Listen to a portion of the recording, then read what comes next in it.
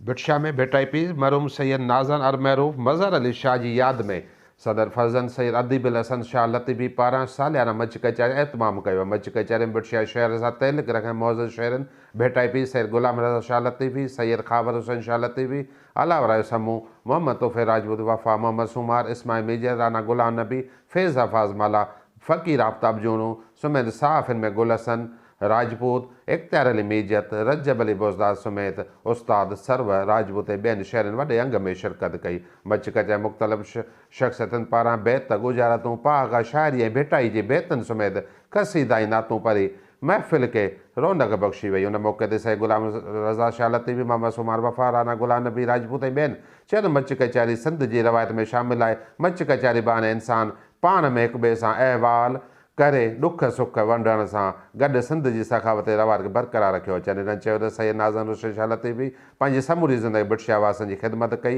ऐं भिटशा शहर जे हर मसइले खे अवली निगाह सां ॾिठो, जंहिं करे अॼु हुनखे सुठनि लफ़्ज़नि में यादि कयो थो वञे। हिन मौक़े ते सैयद गुलाम रज़ा शाह लतीफ़ी, राना गुलाम नबी ऐं मोहम्मद सुमार वफ़ा आवा न्यूज़ ॻाल्हाईंदे चयो त नाज़न साईं असां सभिनि जो वॾो ऐं लतीफ़ साईं जो वॾो नालो आहे, पर हू बि भिटा जो ॿुहारीदार हो।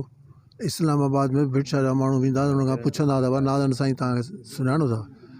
एतिरो वॾो हुनजो नालो बि हो ऐं अलाह हुनजे बचड़नि खे ख़ुशि रखे, आबाद रखे। मूंखे ख़ुशी रुॻो इहा थी आहे त उन्हनि पंहिंजे पीउ खे यादि रखियो आहे, हुनजे नाले ते एॾी वॾी महफ़िल मचाई अथनि। कचहरी असल में असांजे सिंधी कल्चर जो तमामु वॾो रिच कल्चर आहे। असां सिंधी माण्हू हिक ॿिए जे राब्ता में रहण जे लाइ कोशिशि कंदा आहियूं त इहे रिश्ता जेके आहिनि उन में दूरियूं पैदा न थियनि। पोइ सिर्फ़ु बहाना ॻोल्हींदा आहियूं मुलाक़ात जा। सियारो अची वियो मच कचहरी, बहार अची वई जश्न बहारां, सावणी अची वई त हलो अॼु बरसातियुनि जो मज़ो वठूं। ईअं हिक ॿिए सां मेल मुलाक़ात इहे रहंदा आहिनि ताकी इहे रिश्ता अञा वधीक मज़बूत थियनि, रिश्तनि में दूरी पैदा न थिए। नाज़न साईं जिन जो सिलसिलो पहिरीं खां हींअर तेज़ जारी आहे ऐं अलाह कंदो इहो अञा बि तेज़ थींदो ऐं हिते प्यार मोहबतुनि जो जॻह सां वर्खा थींदी ऐं हीअ असांजी जेका सिंध जी तहज़ीब बि आहे, हिन सां प्यार वधे थो, तहलकात वधनि था।